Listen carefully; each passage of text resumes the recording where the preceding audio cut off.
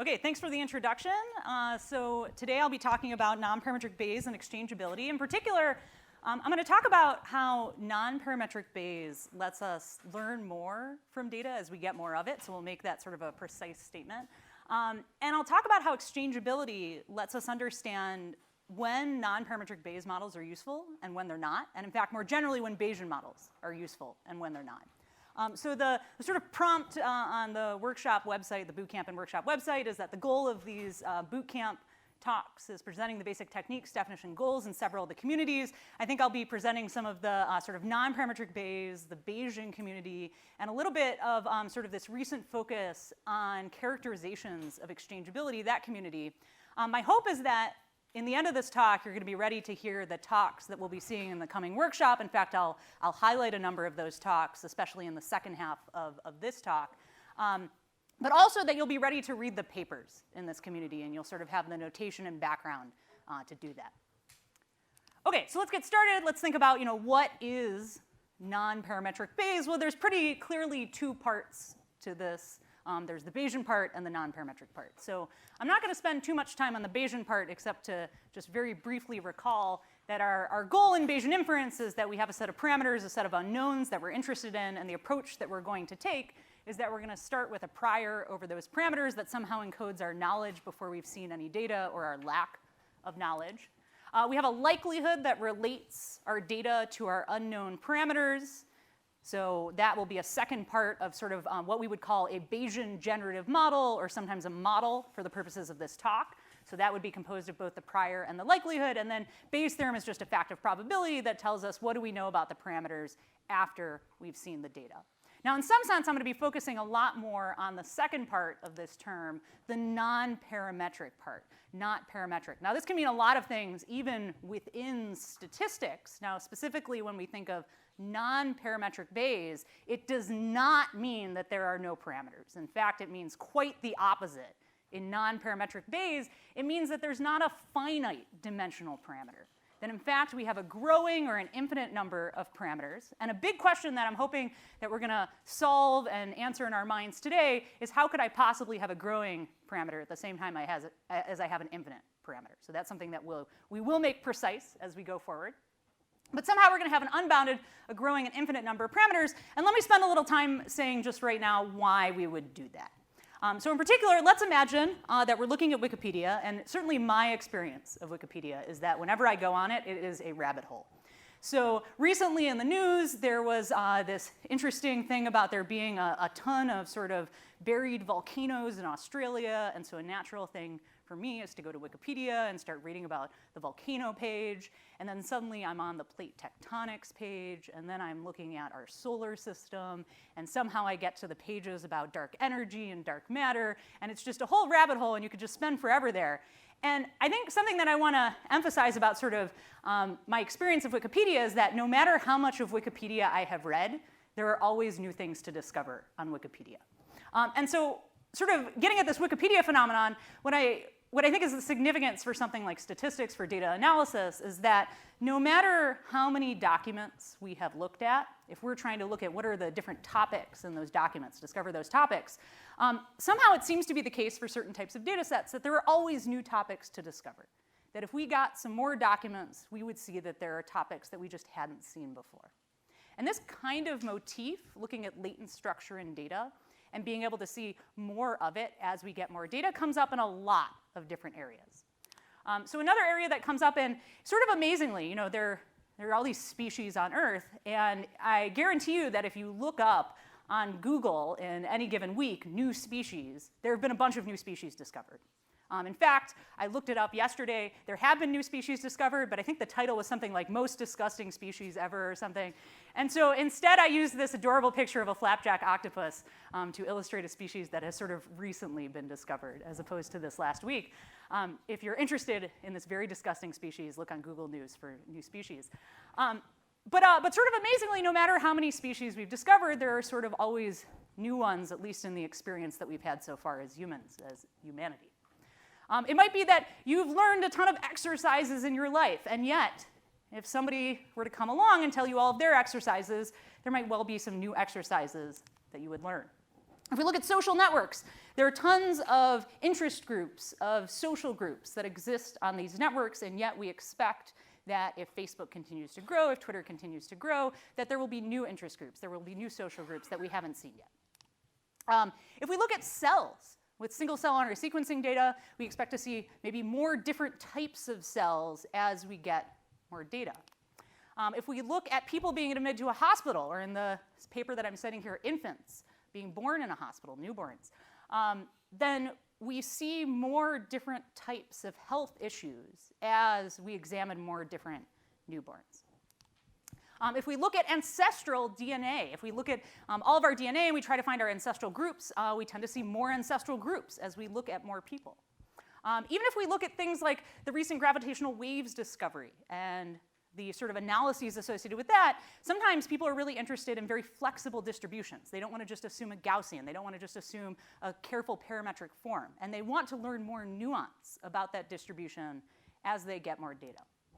If we look at the way that people use online learning, modern online learning tools, there are often more different ways that people learn as we see more learners in these tools.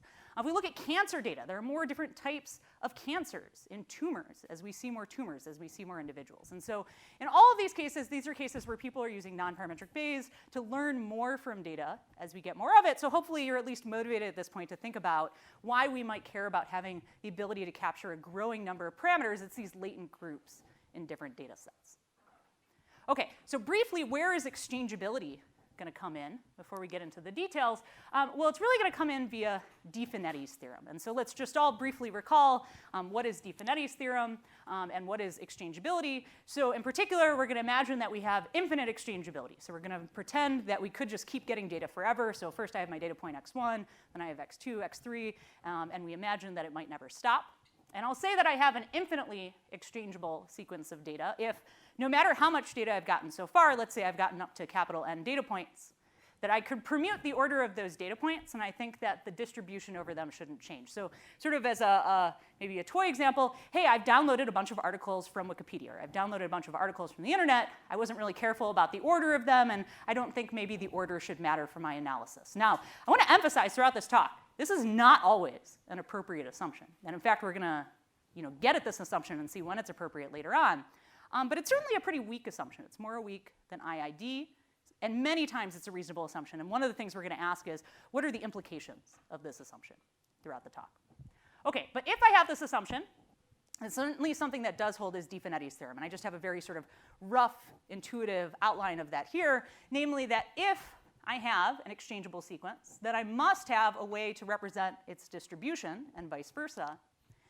And here, I'm not showing the sort of full measure theoretic version of this because I want to highlight the connections to sort of our traditional statistical sort of notation. But here we're saying that we can express the distribution over our data as basically first drawing a random value theta, and then drawing our data IID conditionally on theta.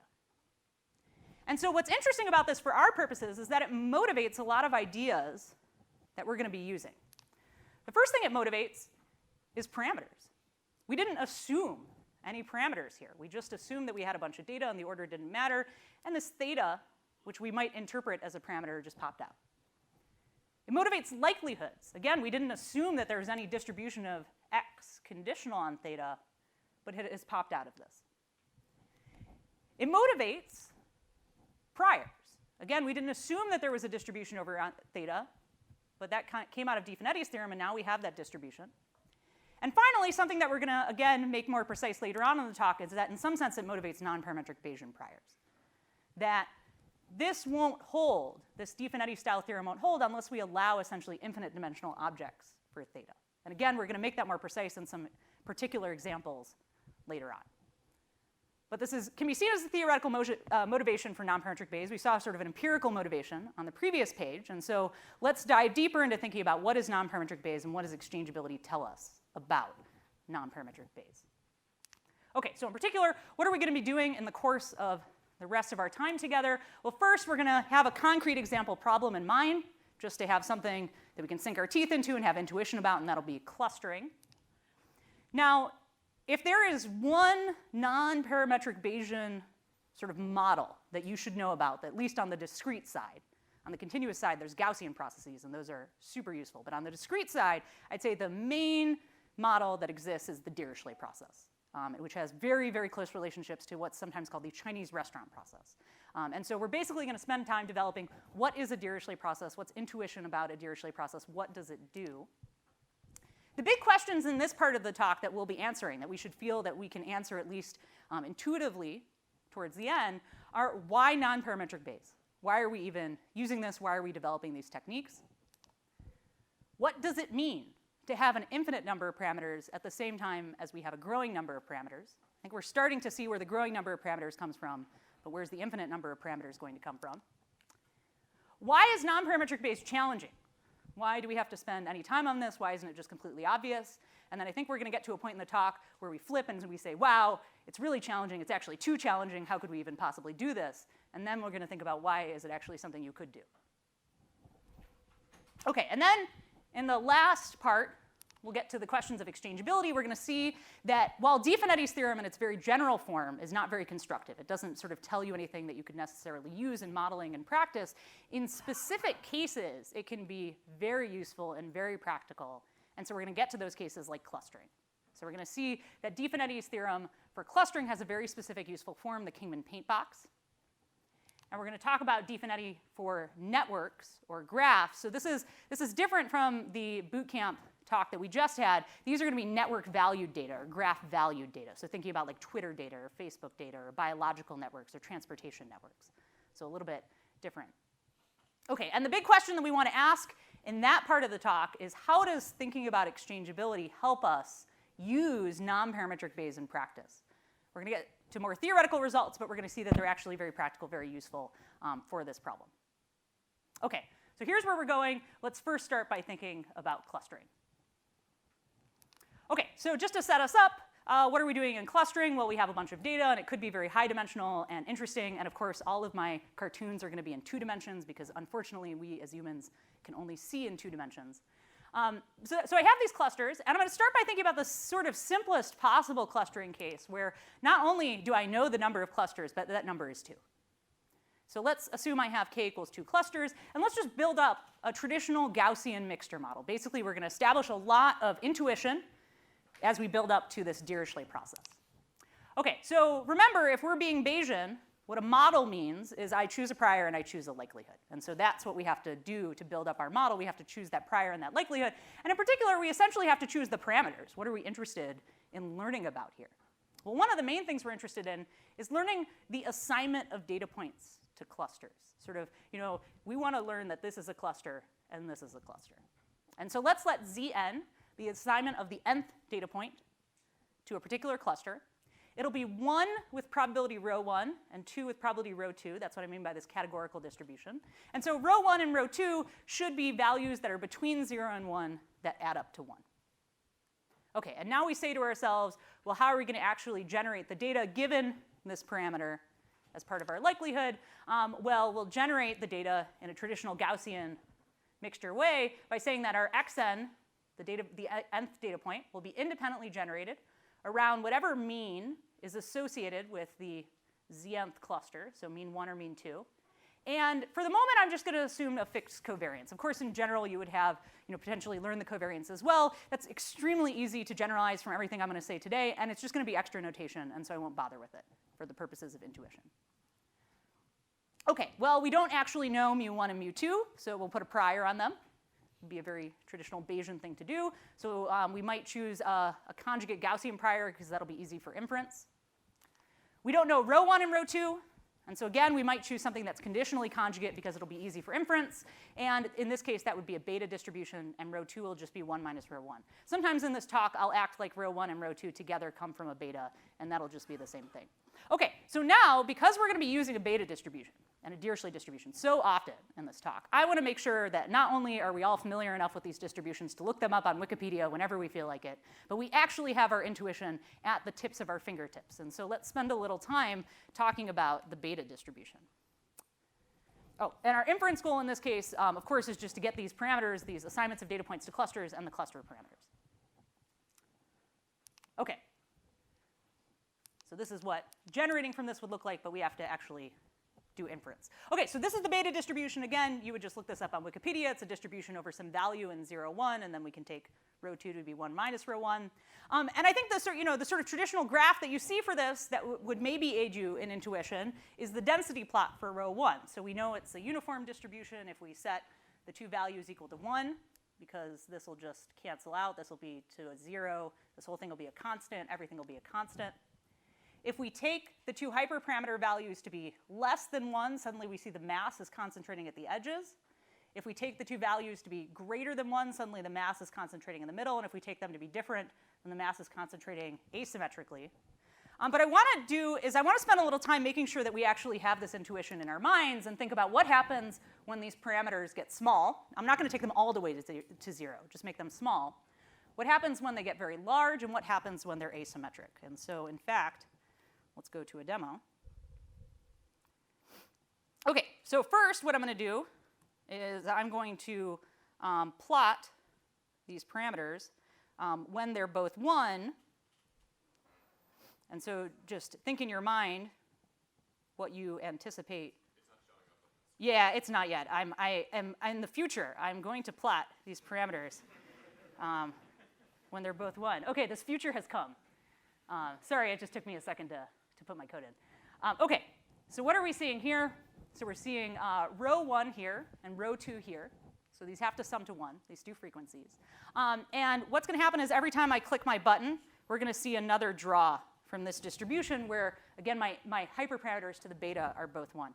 And so This notation means that row 1 is 1 minus row 2 and the first one is the beta? yeah, so technically speaking, either one of those could be true, that one of them is a beta and one is the other. And yeah, and so as I said a little bit earlier, I'm going to conflate that with saying row 1 and row 2 is from a beta.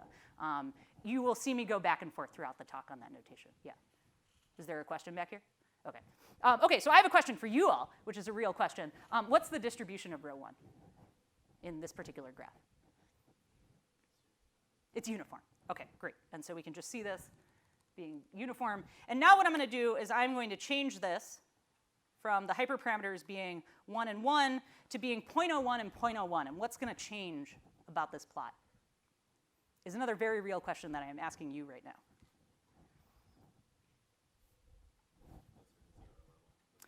Great.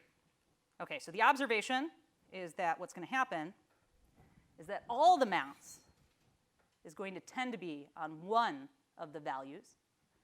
It's going to tend to be that way. Sometimes it won't be. Oh, wow. I put in the wrong thing. Okay. All of the mass is going to tend to be on one of the values.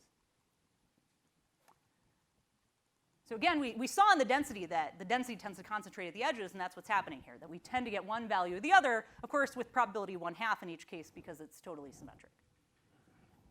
Okay, and so now I'm going to do the same thing, but I'm going to take the hyperparameters to 1,000 instead of 0.01. What's going to happen here? They'll be equal. We're going to tend to see that the distribution puts equal mass. I mean, you know, it's slightly varying around that, but it tends to put equal mass on 1 and 2. Okay, so we've got our beta distribution intuition right at our fingertips, and then just the very last one, what if, in fact, I change them to be 10 and 1? There's a little bit of a hint because I've already made a draw. If these hyperparameters are 10 and 1, what am I going to see in general here? It's asymmetric, and in particular, as you can see here, the first one is going to tend to be larger. So the one that has the larger hyperparameter is going to tend to have the larger value. And in fact, we see that over a number of draws. Okay, so again, we've got that beta distribution intuition at our fingertips. And so let's move to k greater than 2. Okay, so now we're just talking again about a mixture model with k clusters, fixed k clusters for the moment. Yeah, please. So I will publicly admit my lack of Bayesian knowledge. Yeah, please do. Is it a proper approach to have more parameters for your prior than the number of parameters you're actually trying to draw? So here you just traded off one row for A and B. Yeah. Okay, so there's this interesting question of prior choice in general in these issues. I think the point that you're getting at a little bit is, okay, you have these hyperparameters in the beta now instead of the hyperparameters that sort of were the beta, the row 1 and row 2. And I think one intuition that you could have here is that in some sense, by taking things a level deeper, you are smoothing everything out. You're making sort of larger tails. You're saying that you have less certainty, basically, or more uncertainty. Whether that is the right thing for you to do in a particular case sort of depends on the application, but I would say that that's generally accepted to be superior. And in particular, it's generally accepted to be superior when you have a lot of data to tell you about a parameter. So in particular, in this case, we have a lot of draws of the, suppose that we had the assignments of data points to clusters for the moment to make it easy. Then we would have a lot of draws that tell us about the row 1 and row 2. Those are all conditional on the row 1 and row 2. Whereas if we go a level deeper with the A1 and A2, we don't have a lot of draws that tell us about those. And so from this perspective of sort of hierarchical modeling, this level is useful because it adds in the layer of having a prior over that shared parameter. So you can expect something like a Stein's phenomenon to happen with that parameter. But if you go one level deeper, you don't expect that.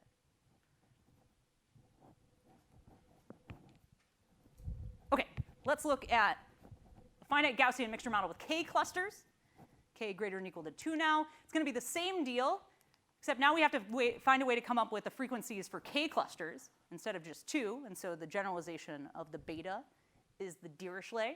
So I'm going to use this notation 1 colon k to represent that I have the vector here of A1 up to A capital K. So that'll be now the hyperparameters for the Dirichlet.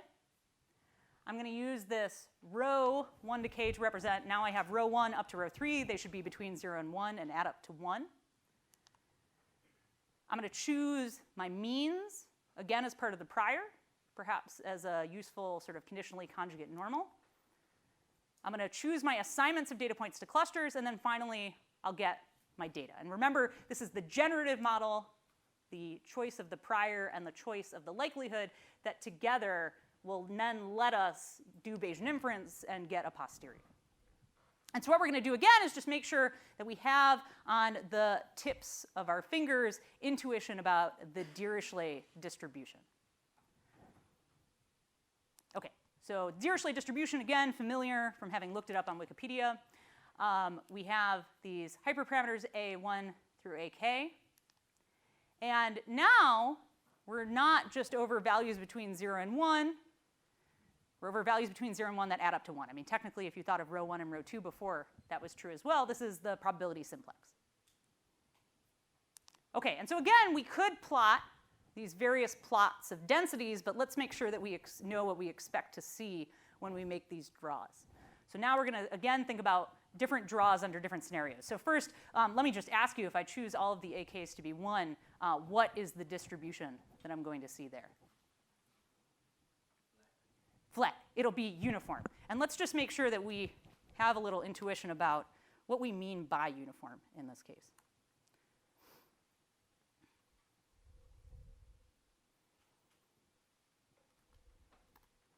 OK, so we're drawing uniform draws. And the question that I want to ask you, so when we did the beta last time, this row 1 was uniform over 0, 1. Is row 1 uniform over 0, 1 now?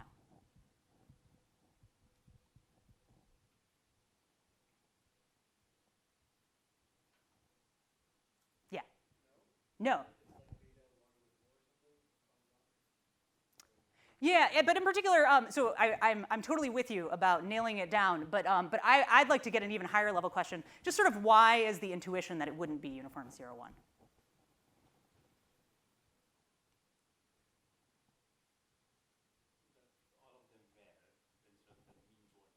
Great. OK, so the observation is basically this is uniform when we have all of the A1, A2, A3, A4 over the probability simplex. It's over the admissible values of row 1 up to row 4.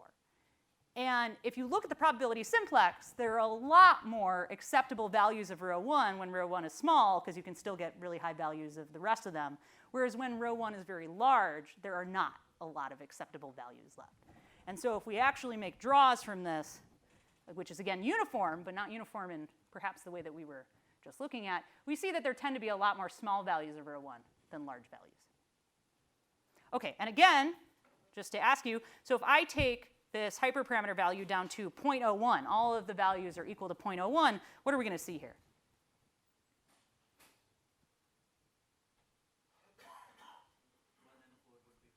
One and four is going to look a lot higher than the rest.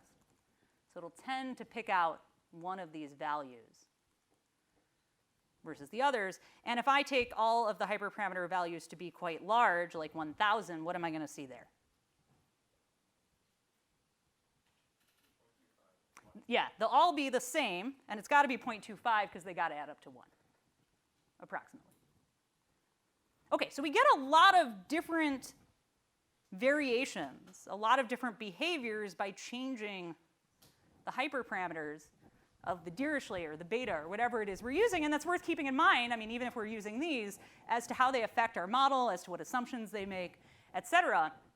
And we're going to think about, how that affects something like a Dirichlet process going forward, which we have yet to define. Okay, so now I want to ask you a question. So in all of this so far, I've talked about k equals 2, then I talked about k equals 2 or greater. But I want to posit to you that, in fact, I did not talk about all possible positive integer k, that, in fact, implicitly, all along, I've been assuming that k was a lot smaller than n. How would you know that?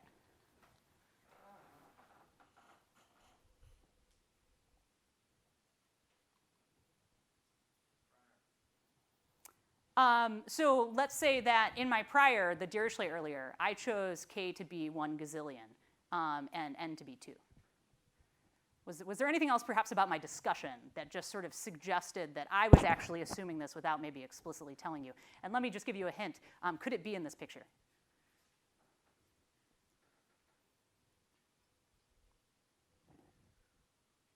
Is there anything about this picture that assumes that k is much smaller than n? Yeah, so the observation is each cluster has data in it. So if I had k greater than n, there would have to be clusters that did not have data in them. And in fact, probably if I had k even kind of smaller than n, but still very large and comparable to n, I would have clusters that don't have data in them. And so implicitly this whole time, I have actually essentially been assuming that k was much smaller than n. And so now let's think about what happens when k is in fact greater than n. What different behaviors do we assume, do we observe? Well, first of all, before we get to that, let me just justify to you, again, why do we care? Why would we look at cases where k is larger than n, or at least much larger than the sort of number of clusters we've observed so far? Well, we saw a bunch of these cases in the beginning. Species sampling. We have not yet seen all the species. Not every cluster is filled with data yet. Topic modeling. We have not yet seen all the topics that exist in the world. If you run some kind of topic modeling program, you will not see all the topics that could possibly exist. And so there's some sense in which clusters are unfilled. If we look at groups on a social network, we have not yet seen all the social groups, and so there's some sense in which there are unfilled clusters. And so for this reason, I want to make a distinction in our notation going forward between a new word, which I'll introduce, called components, which are like unfilled clusters. They're all the latent groups, filled or unfilled clusters. And then we'll just use the word clusters, or I'll try my best to just use the word clusters, for components that actually have data points in them. Components that are represented in the data. Okay, so let's see what changes. And essentially what's going to change here is that the number of clusters can grow now. We're not just assuming that, hey, we ran this and we see some clusters, that in fact, while there's a fixed number of components, I mean, there's just 1,000 components here, the number of clusters can grow.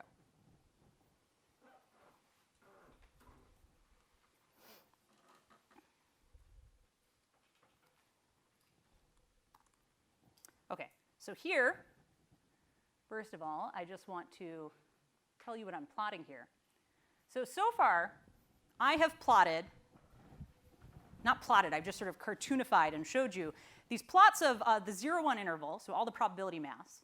And I first had an interval of length rho 1, and then I had an interval of length rho 2, and then I had an interval of length rho 3. And so that's exactly what I'm doing here, just now with a k equals 1,000 interval. So I'm doing an interval, I'm putting a line at 0, a line at rho 1, a line at rho 1 plus rho 2, a line at rho 1 plus rho 2 plus rho 3, et cetera. You don't see 1,000 lines on here because pixels are just too difficult to see 1,000 lines. Some of these are going to be extremely tiny little segments, and so we're not going to see them all. Okay, so now let me describe to you a way that I could draw from a categorical distribution with these sizes. I could put down a uniform random variable between 0 and 1 that's completely independent of these probabilities, and so that's what I've done here. This uniform random variable is in red, it's a little triangle. And if you think about it, this uniform random variable is going to draw the first component with probability row 1, because that's the size of the first component. It's going to draw the second component with probability row 2, because that's the size of the second component, and so on. So it'll draw the kth component with probability row k, because that's just the size of that component. Okay, so when this draws a component, essentially it gets filled with a data point in the generative model. I'm going to make that component blue. So that's what I've done here. And now I'm just going to keep doing it. Whoops. So here, this happened to belong to a new component. This is, you could think of this as the second data point belonging to a new cluster. Here we form a new cluster, a new cluster. This one belonged to the same cluster as an existing cluster, and so on. And so we're slowly filling in these components and making them clusters, and I could just sort of keep doing this, and you can see that, slowly we're filling in basically all the components as we expect. Okay, so at this point, you can see that a lot of the components have become blue. We've chosen a lot of these components to become clusters. Have we chosen most of the components to become clusters? This is a question that you can answer. I see some no's. Does anybody want to explain their reasoning? There's 1,000 components. So k equals 1,000 here. There's 100 data points that I've put in so far. And so I know that there are at least 900 components that are unfilled. Now, why does this look like it's so blue, like we've chosen so many of the components? It's because we've chosen most of the mass of the components, and that's not the same thing.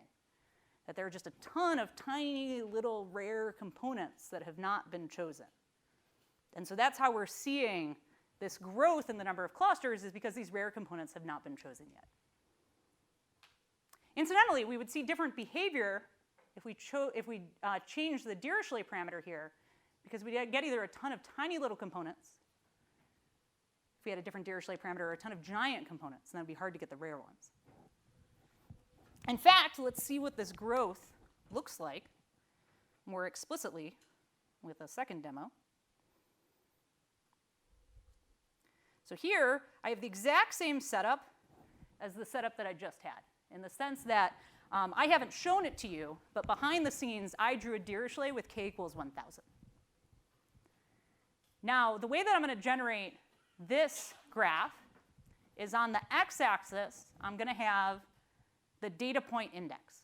So at this point, we only have one data point, which is this little dot.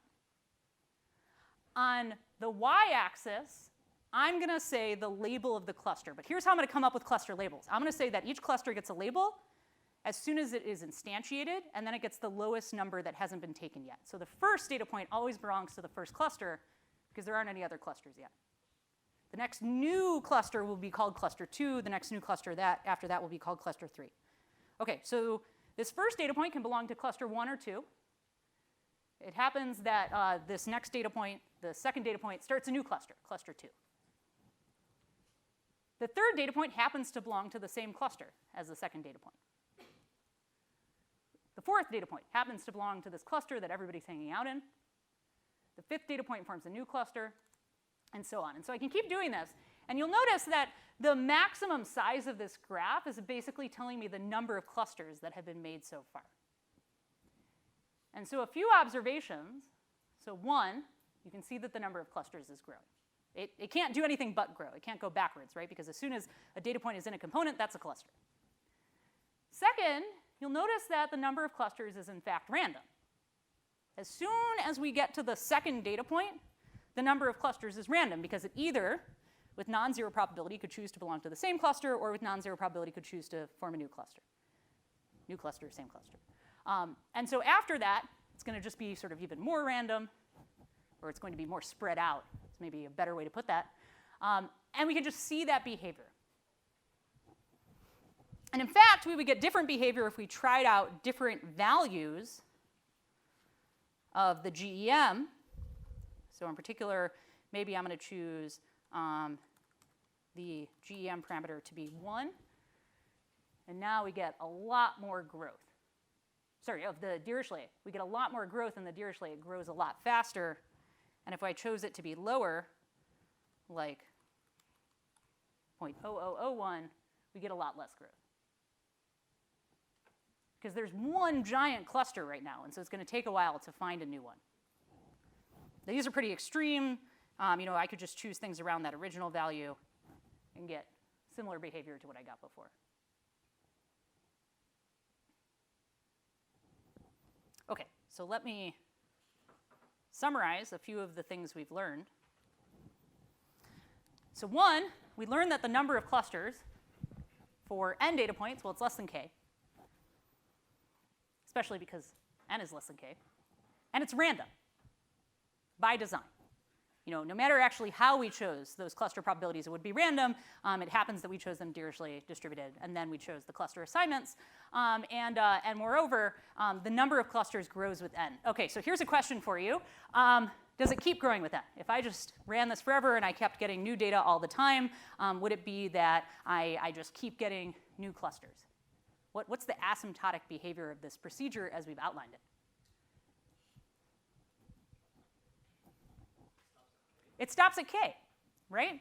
So the way that we did this was we said we generate the probabilities of k components, and then we draw according to those probabilities. So it's going to grow until we hit k. As soon as we hit k, we've just got k clusters. That's how many clusters there are. And there's no way to get more than k clusters because that was the maximum number of components. And so let's think about the pluses and minuses of that. Okay, well, on the plus, it's pretty convenient. We just choose a k and then we're done with it. But there might be some reasons that we might not want to do that. Maybe it's difficult to choose what k to use in advance. Like if there was a small k, if we expected a small number of clusters, maybe we could put a prior on the number of clusters and learn it. But we're imagining that we're in scenarios where we have not filled every cluster, where we have not filled every component, using the words I described earlier. And so from that perspective, well, we certainly don't know k. I don't know the number of species we're eventually going to hit. I don't know the number of topics, for that matter, or the number of social groups that could exist. That seems like a very difficult problem, and maybe I don't want to just put something down and hope for the best. It's probably difficult to infer, again, because we don't have data points for all the clusters. It's going to be hard to turn this into a learning problem. And even more to the point, a lot of times we have streaming data. We imagine that we're maybe in a situation where, hey, somebody put some documents up on maybe my website. I want to analyze them. But I expect that more people are going to use my website and upload more documents. And I'd like to analyze those later. And I'd like to analyze some more beyond that. And maybe I don't want to have to redo my entire analysis every time and think about what's a good upper bound on k. And maybe I also want to think about efficiency. Maybe I don't want to come up with a huge giant bound on k that greatly overestimates it, or conversely one that I hit up against and I can't learn anything more. Okay, well, that last part about efficiency we're going to have to think about a little bit more, but at least in terms of not hitting an upper bound, if we don't think too hard, there's a really easy solution. Let's just set k equal to infinity. Of course, the immediate question that arises is how do we actually do that? How could we actually set k to be infinity? What does that mean? Well, essentially what we want is an infinite number, a countably infinite number, because anything else doesn't really make sense here. We want an infinite number of strictly positive frequencies that sum to 1. So before, we had 2 strictly positive frequencies that sum to 1. Then we had 3, 4, 5 strictly positive frequencies that sum to 1. Then we had 1,000. And so now we're going to somehow infinity. And we have to ask, how can we do that? OK. Well, what we'd like to do is just generate from a Dirichlet. I mean, the beta was nice, and the Dirichlet were nice. They have all the kind of nice inference properties. They make it easy to do inference down the line. They're also just familiar distributions that we kind of understand and we can think about. And so we kind of want to ask, is there something similar we could do in this case? In order to get at that question, let's think about how we might generate from a Dirichlet distribution. In particular, suppose you only had access to beta distributions. How could you generate from a general Dirichlet distribution? Well, let me tell you, and then you can reflect in your own free time about why this is the case. That a way that you could generate from a Dirichlet, so we want to generate these values here, just assume k is 4 for the moment, is you could first generate from a beta distribution for the first probability, a beta that has these very particular parameters. And then you could say, okay, well, this is row 1, and there's 1 minus row 1 mass left, and I can generate a different Dirichlet that divides up that 1 minus row 1 mass. So here, this is just to scale that 1 minus row 1 mass, and then we have to divide it up into the remaining parts. And you'll see that this Dirichlet has one less hyperparameter than the first Dirichlet. OK, so we apply that Dirichlet, and we're done. OK, and so now we've gone from a Dirichlet with dimension 4 down to a Dirichlet with dimension 3. And at this point, it seems like maybe recursion will be our friend, if we just want to have access to betas and we want to generate from Dirichlets. OK, so here's the observation, what's sometimes known as stick breaking in the probability literature. We essentially have a stick of length 1 that's like all the probability mass, and we're going to break it off to get smaller probability mass. So first, what we're going to do, if we want to generate from this Dirichlet, is we'll generate our beta, V1. That'll be our first stick. So V1 is sort of the proportion of the existing mass I'm breaking off, and row 1 is the total bit that I broke off. In this case, it's the same. But now I'm going to say, hey, what's left over is 1 minus V1. What proportion of that will I break off? Well, now that's Dirichlet, and so I'll break off the beta because I'm doing a recursion. So I'll break off a beta proportion, but the total size will be whatever was left from the first one times this proportion, V2. OK, so now I'll do the same thing. I'll say, OK, now I have a Dirichlet. It's actually just sort of a beta at this point. What was left from the previous rounds was 1 minus V1 minus V2, and now I'm just going to break off the proportion V3. And then finally, I'm at the end. So I'll just say whatever's left is the final proportion. OK, and the observation is, well, if I just want a bunch of values that are still going to be random, so I can have some control, I can learn something from them that can be part of a Bayesian generative model, maybe what I could do is just break off beta proportions and never stop. OK, so this is an observation that instead of stopping, I will just not stop, which is represented by this ellipsis. OK, so let's look at what that would look like. Well, first, we're going to choose some beta. For the moment, I'm going to say, I don't know what beta it is, so we'll just put in any old hyperparameters. We'll call them A1 and B2, or A1 and B1. So I break that off. Now I have 1 minus V1 mass left, and I'll break a beta off of that. And I have 1 minus V1, 1 minus V2 mass left, so I'll break a beta off of that, and I'll just keep doing this. And on the kth step, I'll break off this proportion of what's left. And this is what my total stick on this step will be. OK, and now a question you might ask is, does this in fact go up to 1? I think something that's pretty obvious is that it's going to go up to something less than 1, less than or equal to 1. And there are conditions under which it does go up to 1, and you can check out Van der Vaart and Gosal. I think it's also a little bit of an open problem to think about what are really nice conditions under which this goes to 1 that are sort of very interpretable and easy to use. But the point is, it does go up to 1 sometimes, and in general, it goes up to less than or equal to 1, and that's not bad either. Now, something that Philippe brought up earlier is he thought that maybe we had too many hyperparameters before, and I would posit that now we definitely have too many hyperparameters. In fact, we have a countable infinity of hyperparameters, and that sounds like a pain in the butt to choose. And so let's simplify this problem by just choosing all of one set to be 1. So all of the A's are 1, and all of the B's are alpha. This is far from the only choice that you could make. But it turns out to be an extremely popular choice. One reason this might be is we talked about our beta intuition earlier, and how our beta intuition said that by changing the relative sizes of the two beta hyperparameters, we could control sort of whether the first part got mass or the second part got mass. And so here we're saying let's fix one of them and then just control the second.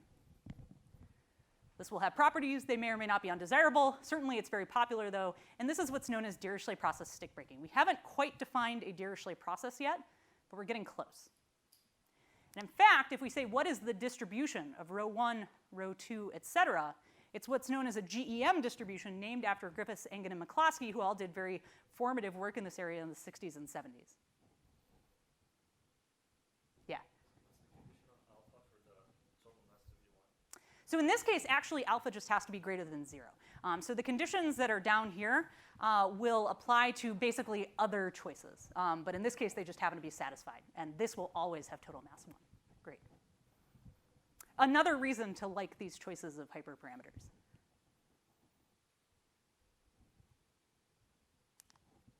OK, so this is Dirichlet process stick breaking. This is a way to get a distribution, a random distribution. Certainly not the only way. It's a way to get a random distribution over values that add up to 1 that are on the positive integers. And so at this point, let's just see a quick demo of this in action.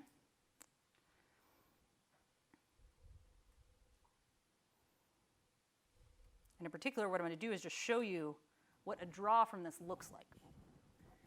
So we have this GEM. Its alpha parameter is 10. And this is what a draw looks like. So again, I'm doing the same thing I did before. I'm plotting at 0. I'm plotting at row 1. There's a line at row 1. There's a line at row 1 plus row 2. There's a line at row 1 plus row 2 plus row 3. The only difference now is I never stop. There's, in theory, an infinity of lines. Now, one immediate question is that you might have is, no, there's definitely not an infinity of lines. There's no way you plotted an infinity of lines. And so I think that we're starting to get into this question that I had earlier, which is, why is nonparametric Bayes challenging but practical? Certainly, why is it challenging? It has an infinity of parameters. We can't update those in finite time. We can't even store them in memory in finite time. And so a question that we're going to answer in the second half is, how could this possibly be practical? Do we just have to truncate everything, or is there something that we can actually do exactly? It'll turn out there's some magic that happens. But at least in theory at this point, this just keeps going. So eventually these have to get really small, because otherwise they couldn't possibly add up to 1. Now remember, this is a beta 1 alpha size here. This is beta 1 alpha here. This is beta 1 alpha here. And so what I'm going to do is, I think that we need to break for lunch, is my understanding. So what I'm going to do is I'm going to pose to you some questions for you to think about over lunch. So your first question is, based on the intuition we have about the beta distribution, based on the intuition we have about the Dirichlet distribution, as I change the alpha parameter, what's going to change about the GEM? What's going to look different about this plot? So here I'm just making a bunch of draws from this GEM with this parameter. What would a bunch of draws look different for if I changed the alpha parameter? And then how would that affect this growth in the number of clusters? So before we talked about the growth in the number of clusters, if I had a fixed k Dirichlet distribution, what do I expect for a growth in the number of clusters if I'm using GEM as part of a mixture model? And how is that going to change based on the alpha parameter? OK, we will regroup at what time? 1:45? Is that? At 1:45. OK, 1:45.